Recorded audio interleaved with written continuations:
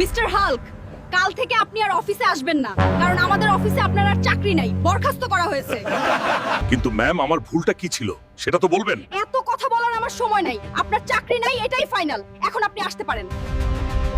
হায় রে ভাগ্য, সারাদিন গাধার খাটুনি খাটার পরে ম্যাম আমাকে চাকরি থেকে বের করে দিল। আজ যারা যারা আমার সাথে অন্যায় করলো তাদের আমি রাস্তায় এনেই ছাড়বো। কি রে বাপ, তোরে আজকে এরকম লাগতেছে কেন? মা, এত সততা নিয়ে কাজ করার পরেও আজকে ওরা যে আমাকে অন্যায়ভাবে চাকরি থেকে বের করে দিল। চিন্তা করিস না বাপ, রিজিকের মালিক তো আল্লাহ। কখন কার ভাগ্যে কি লেখা থাকে কে জানে। নতুন কিছু করার জন্য নিজেকে প্রস্তুত কর। এই নে, এখানে আমার কিছু অলংকার আছে, এগুলো বিক্রি করে তুই ব্যবসা শুরু কর। আমার দোয়া সব সময় তোর সঙ্গে থাকবে। আমার কারণে মায়ের শেষ সম্বলটুকু বিক্রি করতে হয়েছে, সফল আমাকে হতেই হবে। এখন আমি এই গাছ বিক্রি করতে নিয়ে যাচ্ছি, আমাকে আমার ভাগ্য পরিবর্তন করতেই হবে।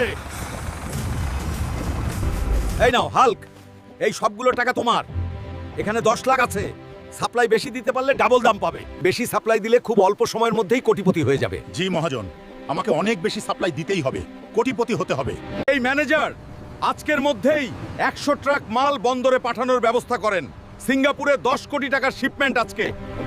মা, আজ থেকে এই রাজপ্রাসাদে তুমি থাকবে। এত বড় বাড়িতে তোমার দোয়ায় আজ আমি এই শহরের একজন বড় বিজনেসম্যান। মা, প্লিজ হাল্ক, আপনি আমার কোম্পানিটা জোর করে কিনে নেবেন না, তাহলে আমি একদম রাস্তায় নেমে যাব।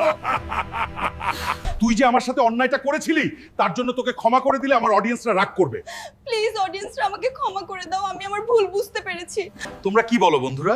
মেয়ে তো সুন্দরী আছে, দুজনেই যেহেতু সিঙ্গেল, রাস্তায় নামানোর চেয়ে বিয়ে করে নিব নাকি? সিদ্ধান্ত তোমাদের।